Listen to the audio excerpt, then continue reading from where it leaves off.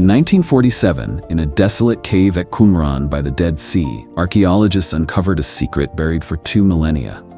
Among hundreds of ancient scrolls, a particular text emerged, not just a banned book, but a key to a completely different worldview about the origins of humanity and the relationship between God and His creation.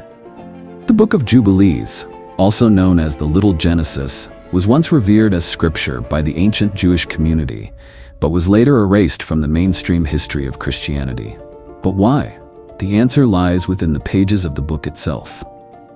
Written around the 2nd century BCE, the Book of Jubilees is not merely another version of the Book of Genesis. It is a detailed account of history from creation to Exodus, told through the perspective of angels. According to the tradition recorded in the book itself, this content was directly revealed to Moses on Mount Sinai by the angel of the presence. What is remarkable is how the Book of Jubilees describes a much more complex cosmology than what we know from traditional scripture. In it, angels are not just messengers of God, but active participants in the work of creation. As recorded in chapter 2 of the Book of Jubilees, on the first day, He created the heavens above, the earth, the waters, and all the spirits that serve before Him, the angels of the presence, the angels of sanctification, the angels of the spirit of fire, the angels of the spirit of the winds. But this is just the beginning of the shocking revelations. The Book of Jubilees also presents a completely different calendar system, a solar year consisting of 364 days divided into 52 perfect weeks. This directly contradicts the traditional lunar solar calendar of Judaism. In the Book of Jubilees, time is not just a linear sequence of events, but a sacred cycle carefully arranged. Each Jubilee, a cycle of 49 years, marks an important phase in the history of salvation. This is clearly expressed in the teaching in chapter 50. Therefore, there are 49 Jubilees from the time of Adam to this day, and 40 years more will they learn the commandments of the Lord until they cross over into Canaan. But perhaps the most controversial aspect of the Book of Jubilees is how it describes the origin of sin and evil. Unlike the traditional understanding of the fall of Adam and Eve, the Book of Jubilees places the origin of sin in a rebellion of angels, the Watchers, who violated the heavenly order by mingling with humans. In chapter 5, the Book of Jubilees writes, "And it came to pass when the children of men began to multiply on the face of the earth, the angels of the Lord saw them beautiful and took them wives." This reflects a deeper understanding of Genesis chapter 6, verses 1 through 4, but also raises complex theological questions about the nature of sin and moral responsibility. These details are not just mere theological differences. They challenge the entire structure of power and religious understanding of the time. While the Hebrew Bible focuses on the direct relationship between God and humans, the Book of Jubilees paints a much more complex picture of the universe, where angels play a crucial intermediary role in every aspect of creation and salvation. But the big question remains: why was a book containing such profound knowledge banned? Why was it excluded from the canon and nearly vanished from Christian history for almost 2 millennia? The answer lies within the pages of the book itself, and in what we are about to discover about the power struggle behind the shaping of religious faith. But before delving into those secrets, we need to understand more about the origins and journey of this mysterious book. Because, as the ancient sages once said, to understand the future, we must first look to the past. And in the case of the Book of Jubilees, that past holds more astonishing revelations than we have just uncovered. In the years of the mid-2nd century BCE, when the Roman Empire had not yet reached the height of its power, and Jerusalem was still the spiritual center of the Jewish people, a mysterious work was born. Written in ancient Hebrew, the Book of Jubilees emerged during a tumultuous period in Jewish history, a time when the boundaries between tradition and innovation were gradually being blurred. Modern scholars, based on linguistic and historical context studies, have dated the composition of the Book of Jubilees to around 160 to 150 BCE. This was a particularly significant period, occurring right after the Maccabean revolt against the Seleucid Empire. In 1 Maccabees, chapter 1, verses 41 through 50, it describes, King Antiochus issued a decree to his whole kingdom that all should be one people and abandon their own customs. It was in this struggle to preserve Jewish identity that the Book of Jubilees was born. But who was the true author of this book? According to the text itself, it was conveyed to Moses by the angel of the presence on Mount Sinai. In the first chapter of the Book of Jubilees, we read, "And the angel of the presence spoke to Moses according to the word of the Lord, saying, Write the complete history of the creation, from the first day until my sanctuary is built among them for all eternity." However, modern academic analysis suggests that the true author of the Book of Jubilees was likely a Jewish scholar from the Hasidim group, known from 1 Maccabees, chapter 2, verse 42 as those who were zealous for the law. This is reflected in the author's deep understanding of the Torah and Jewish tradition. A particularly interesting point is how the Book of Jubilees incorporates elements from various traditions. It not only relies on the Torah, but also interweaves details from other texts like the Book of Enoch, cited in the Epistle of Jude, verses 14 through 15. This shows that the author was well-versed in both mainstream and apocalyptic Jewish literature. The Book of Jubilees was written with a clear purpose: to protect and reaffirm Jewish law during a time of cultural crisis. It does this by placing Jewish laws and customs within a larger cosmic framework. In chapter 6 of the Book of Jubilees, we see, "Therefore I have written in the heavenly tablets that you must celebrate the Feast of Weeks annually. This is an eternal law engraved on the heavenly tablets." But perhaps the most remarkable aspect of the origin of the Book of Jubilees is how it was preserved. Although written in Hebrew, the original text was lost for centuries. Only the ancient Ethiopian Ge'ez translations have survived in full to this day. This raises an intriguing question. How did a Jewish text come to be best preserved in East Africa? The answer lies in the historical connection between Jerusalem and the ancient kingdom of Aksum, now Ethiopia.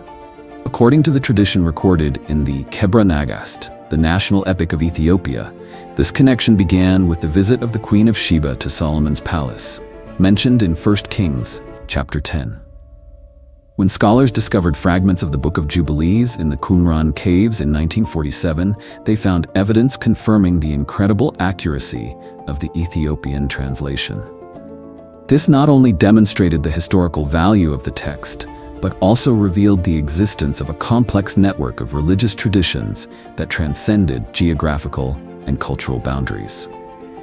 But what made the Book of Jubilees so special that it was carefully preserved? The answer lies in its unique content: a new interpretation of sacred history, a distinct calendar system, and a complex cosmology of the relationship between heaven and earth. As we continue to explore, the mysteries of the origin of the Book of Jubilees will lead us to even more astonishing discoveries about its content. But first, we need to understand the extraordinary journey of this book, from Jerusalem to Qumran, from Alexandria to Ethiopia, and finally to the modern world. From the heights of reverence to the depths of oblivion, the journey of the Book of Jubilees is a dramatic story of power, faith, and the survival of ancient knowledge. But how could a book once considered sacred disappear from the mainstream flow of religious history? In the first centuries after Christ, the Book of Jubilees was widely read in early Jewish and Christian communities. This is evidenced by citations in ancient texts, such as those of Justin Martyr, circa 100 to 165 CE, and Origen, 184 to 53 CE. Even Clement of Alexandria, 150 to 15 CE, regarded it as an authoritative source on sacred history. However, in the 4th century, when Christianity became the official religion of the Roman Empire, a wave of change began. The Council of Laodicea in 363 to 364 CE issued an official list of books accepted in the Bible, and the Book of Jubilees was not included. This reflects a broader trend in shaping Orthodox Christian doctrine. One of the main reasons the Book of Jubilees was excluded is its portrayal of the role of angels. While the Epistle to the Hebrews, chapter 1, verse 14, describes angels as ministering spirits sent to serve those who will inherit salvation, the Book of Jubilees assigns them a much more active role in creation and governance of the universe. But while the West gradually forgot the Book of Jubilees, some communities continued to respect and preserve it. Most notably, the Ethiopian Orthodox Tewahedo Church, where the Book of Jubilees is still considered canonical to this day. This is reflected in their Council of 1442, when they officially confirmed the canonical status of the book. The existence of the Book of Jubilees in the Ethiopian tradition is not coincidental.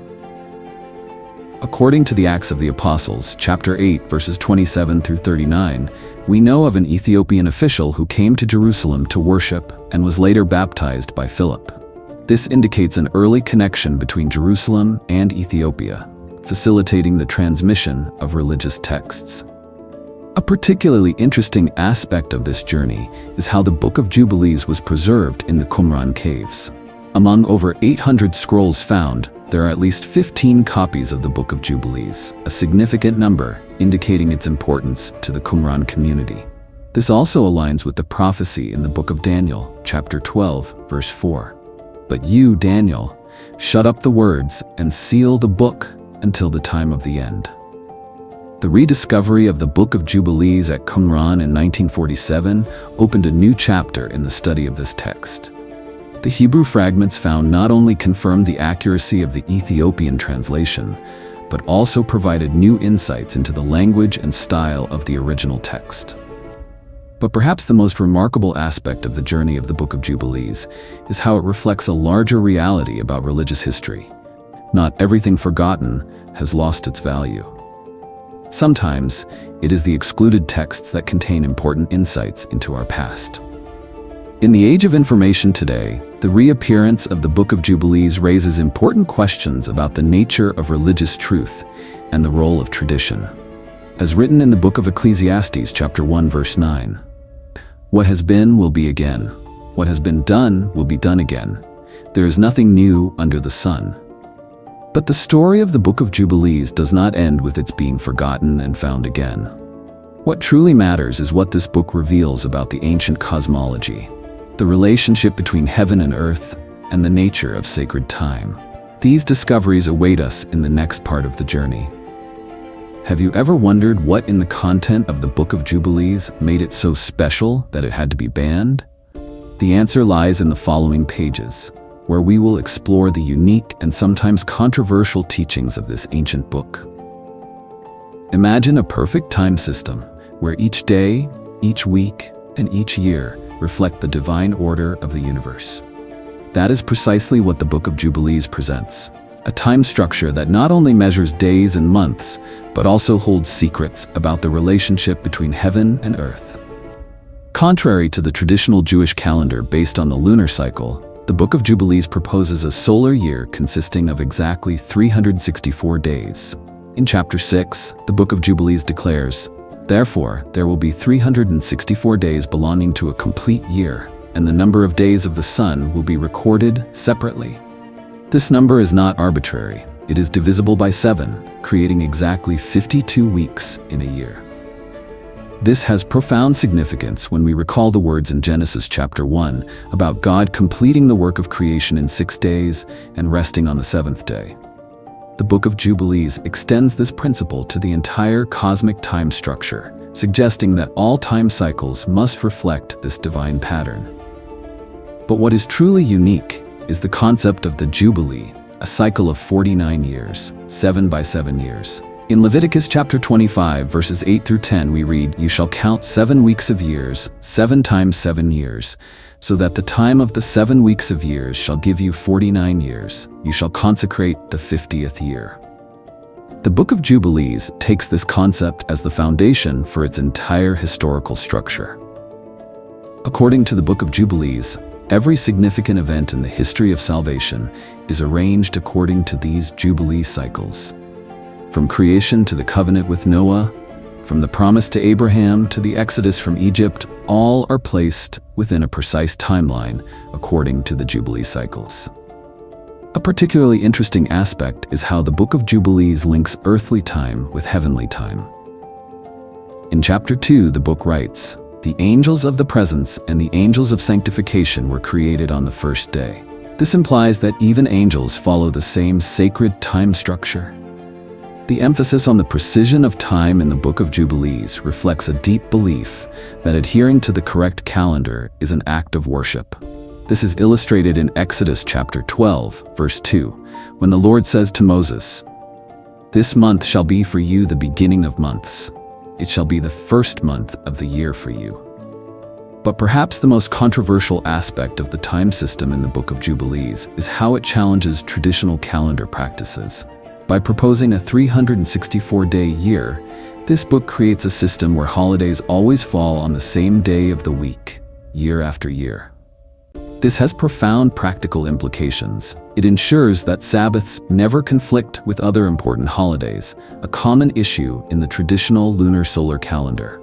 As written in the Book of Jubilees, "And all the children of Israel will forget and will not find the path of the years. They will forget the new moons, the new months, and the Sabbaths, and they will go wrong as to all the order of the years."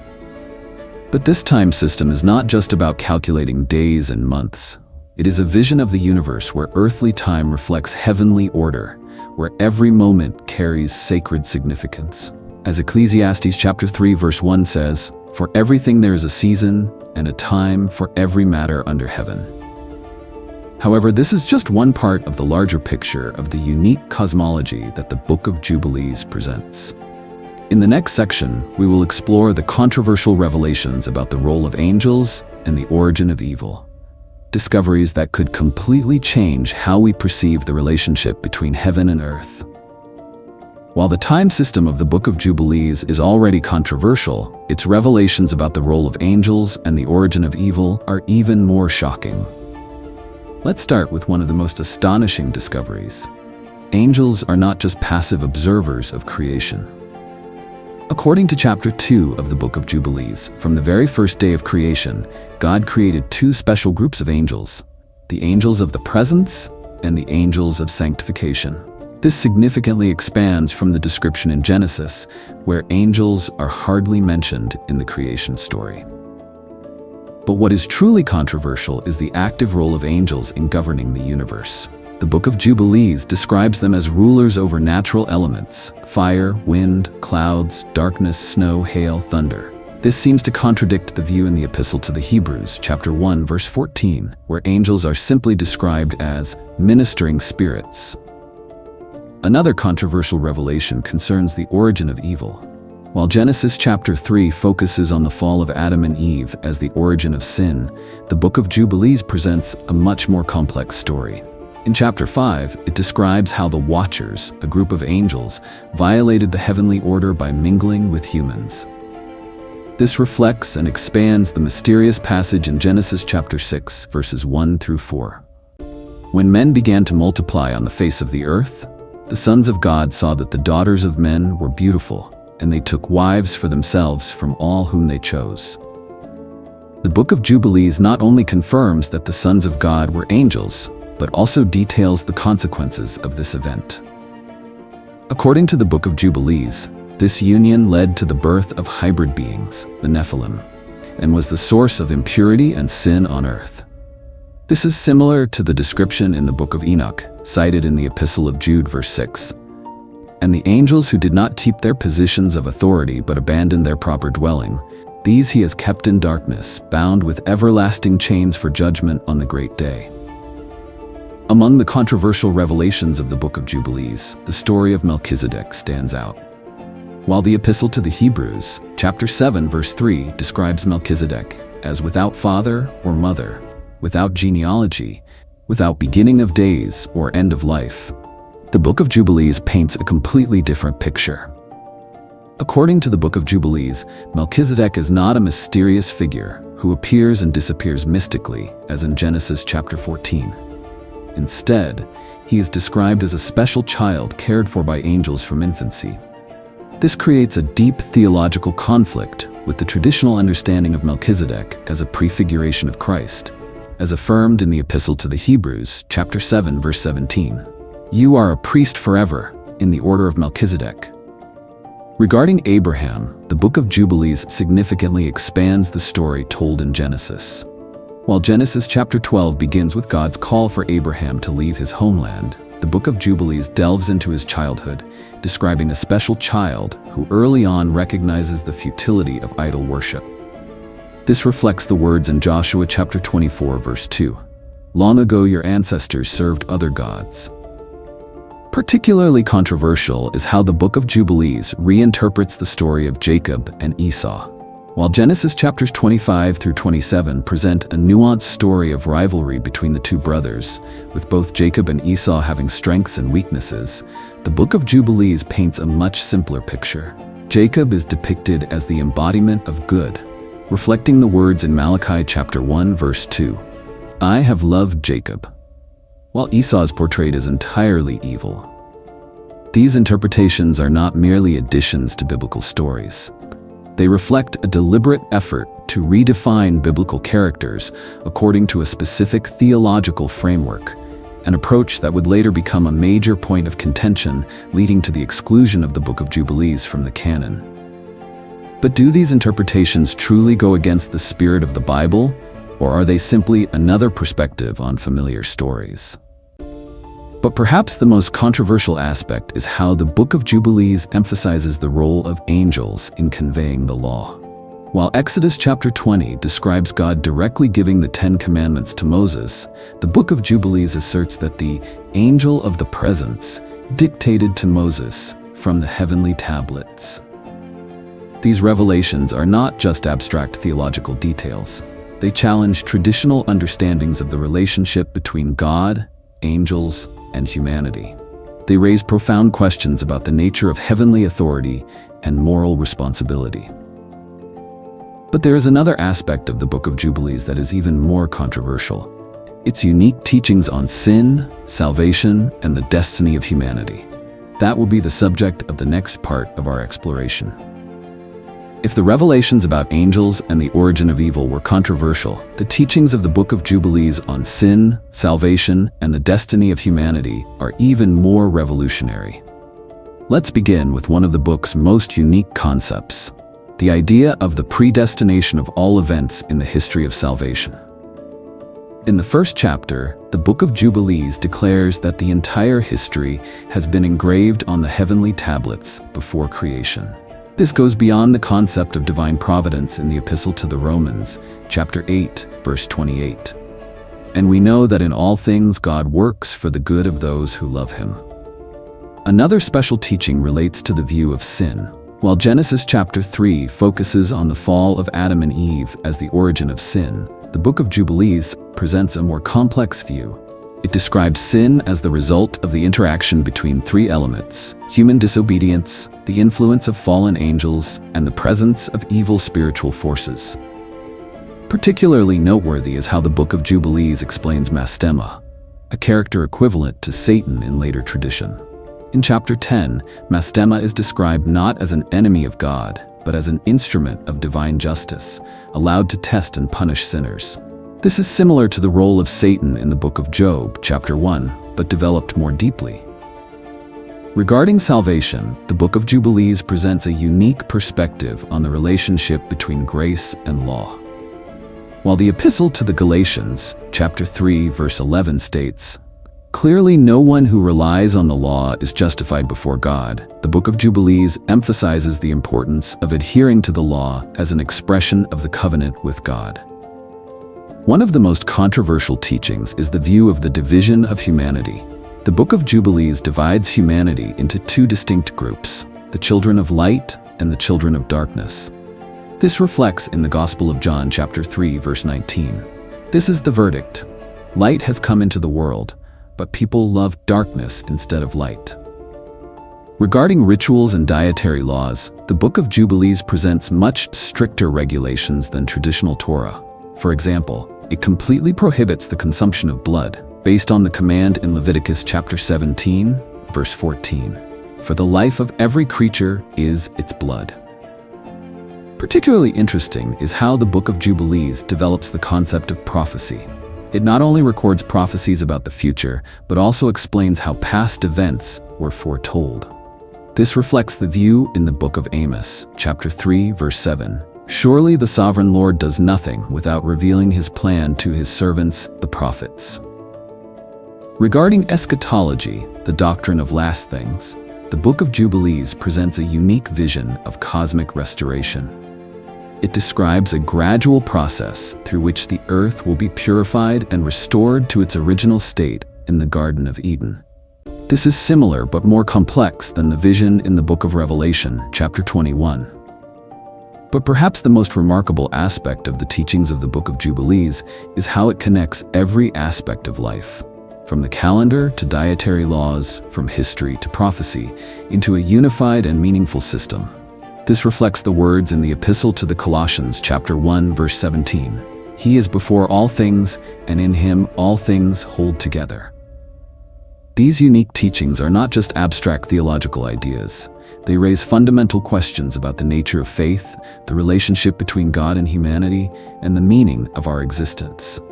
But it is precisely these questions that are also why the Book of Jubilees was banned. In the next section, we will explore the deeper reasons behind this prohibition and how it reflects a larger struggle over power and truth in religious history. In religious history, the line between orthodoxy and heresy is often as thin as a thread. But what makes a revered text suddenly become a threat that must be eliminated? The answer lies in the profound conflicts between the teachings of the Book of Jubilees and what is considered orthodox truth.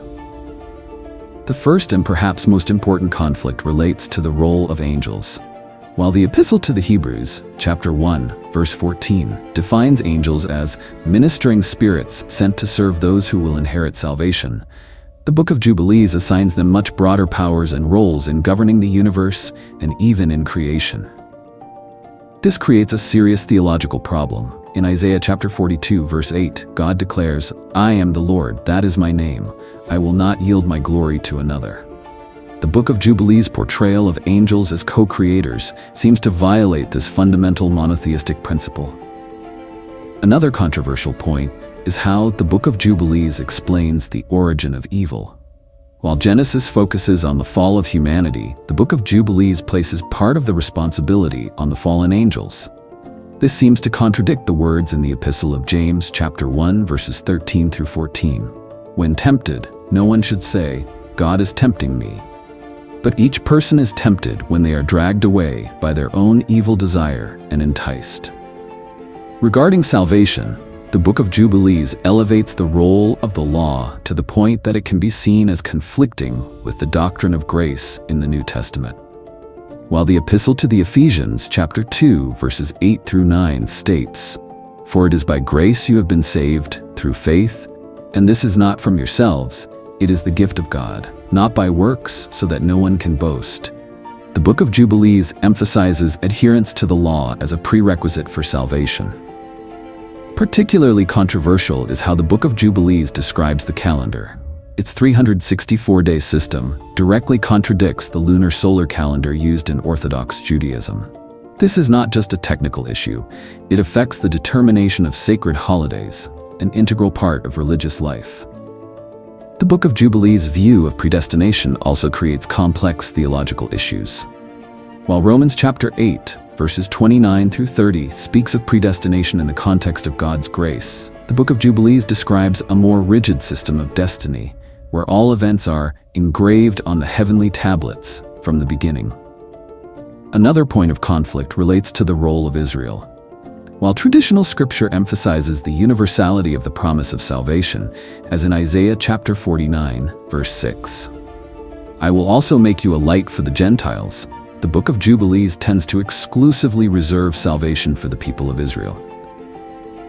But perhaps the most deeply controversial point is how the Book of Jubilees challenges the authority of the contemporary religious system.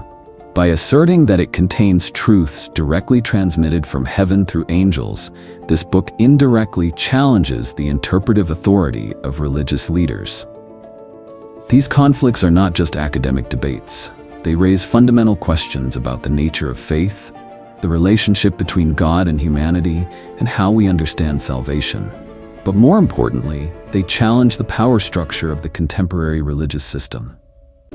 But this is only part of the story. These theological conflicts would soon lead to broader consequences in the society and politics of that era. And that is the subject of the next part of our exploration. As theological conflicts began to spread, the impact of the Book of Jubilees extended far beyond purely religious realms. In the ancient world, where the boundary between religion and politics was almost non-existent, a book could change not only people's beliefs, but also the social structure. Consider the first and most powerful impact, the challenge to traditional religious authority. In the Gospel of Matthew, chapter 23, verses 2 through 3, Jesus spoke about the scribes and Pharisees. The teachers of the law and the Pharisees sit in Moses' seat, so you must be careful to do everything they tell you. But the Book of Jubilees claims another source of authority, directly from the angels, which threatens the exclusive interpretive authority of religious leaders. This impact becomes even more profound when considering the calendar system of the Book of Jubilees. In the ancient world, control over the calendar meant control over religious and social life. As recorded in Leviticus chapter 23, verse 4. These are the Lord's appointed festivals, the sacred assemblies you are to proclaim at their appointed times. The Book of Jubilees' proposal of a different calendar system is not just a technical issue. It directly challenges the priestly authority in determining sacred holidays. Another controversial aspect is how the Book of Jubilees redefines social boundaries. While Deuteronomy chapter 7, verse 6 speaks of Israel as a people holy to the Lord your God, the Book of Jubilees pushes this idea to a more extreme level, creating a clear division between Israel and other nations. This could lead to social tensions in a multicultural empire like Rome. Particularly noteworthy is the impact of the Book of Jubilees on the Essene movement and the Qumran community. These groups adopted the 364-day calendar and many other teachings of the Book of Jubilees, creating a separatist movement against Orthodox Judaism. This reflects the warning in the Acts of the Apostles, chapter 20, verse 30. Even from your own number, men will arise and distort the truth in order to draw away disciples after them. The political impact of the Book of Jubilees is also evident in how it challenges the authority of Rome. By emphasizing the supremacy of divine law, this book indirectly challenges the authority of imperial law.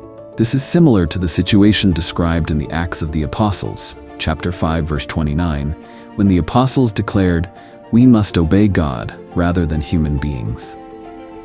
The consequences of banning the Book of Jubilees were equally far-reaching.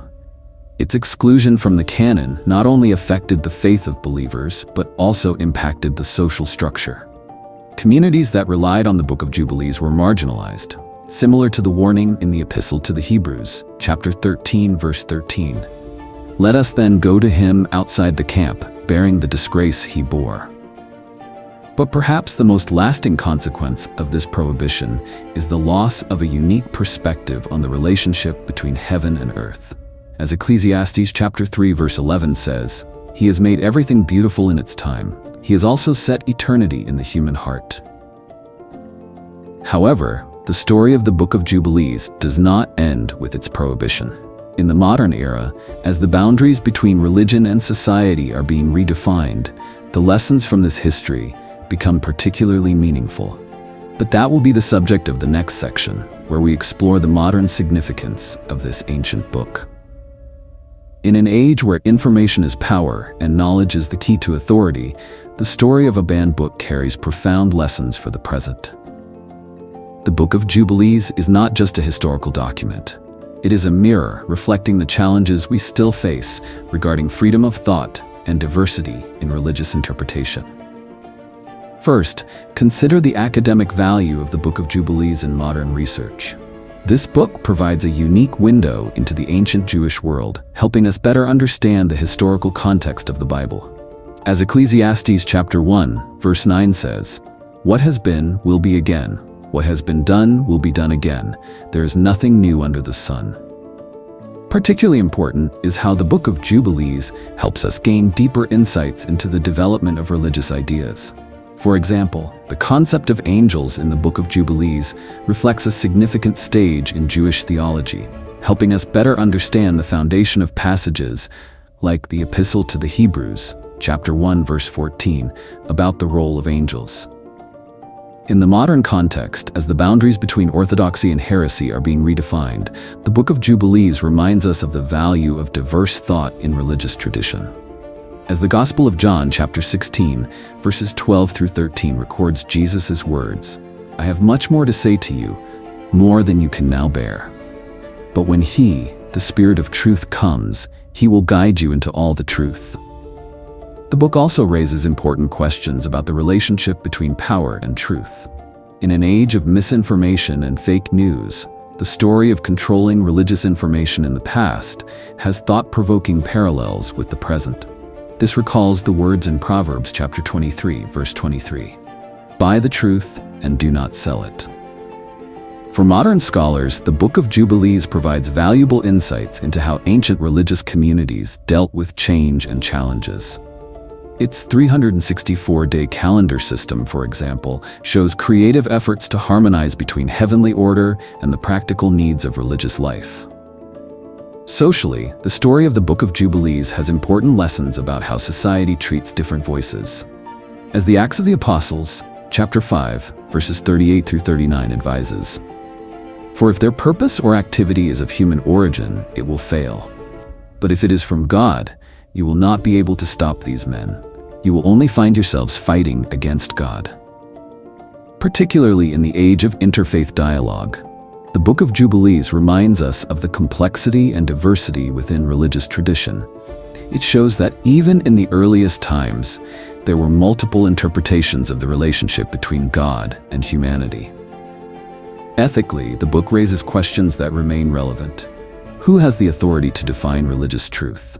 How do we balance between tradition and innovation? As Jeremiah chapter 6 verse 16 says, "Stand at the crossroads and look. Ask for the ancient paths."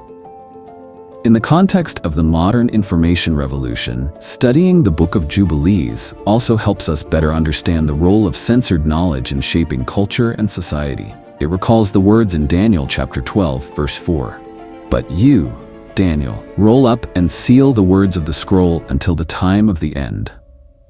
Finally, perhaps the most important lesson from the Book of Jubilees is about the value of preserving and studying forgotten voices in history. As Psalm chapter 78 verses 2 through 4 reminds us, "I will open my mouth with a parable. I will utter hidden things, things from of old, things we have heard and known, things our ancestors have told us." As we look to the future, the story of the Book of Jubilees reminds us that in every age, the pursuit of truth always requires the courage to face challenging ideas and the wisdom to learn from the past. As Proverbs chapter 4 verse 7 says, "The beginning of wisdom is this: get wisdom. Though it cost all you have, get understanding." As we conclude our journey of exploring the Book of Jubilees, perhaps the most important thing is not the secrets revealed, but the lesson about how we confront ideas that challenge our beliefs. As Proverbs chapter 18 verse 15 teaches, "The heart of the discerning acquires knowledge, for the ears of the wise seek it out." The Book of Jubilees is not just a banned book, it is a reminder of the complexity in the pursuit of truth. In our age, when the line between information and misinformation is increasingly blurred, this story holds special significance. As the Acts of the Apostles, chapter 17, verse 11 says, "Now the Berean Jews were of more noble character than those in Thessalonica, for they received the message with great eagerness and examined the scriptures every day to see if what Paul said was true." Perhaps the greatest lesson from the Book of Jubilees is about humility in the pursuit of understanding. As Ecclesiastes chapter 8, verse 17 reminds us, "Then I saw all that God has done. No one can comprehend what goes on under the sun." As you leave this video, ask yourself, in our age, what truths are being hidden or forgotten? And more importantly, what will we do with those truths when we find them? Share your thoughts in the comments below. And if you found this video valuable, don't forget to like and subscribe so you won't miss the next explorations of untold mysteries in religious history.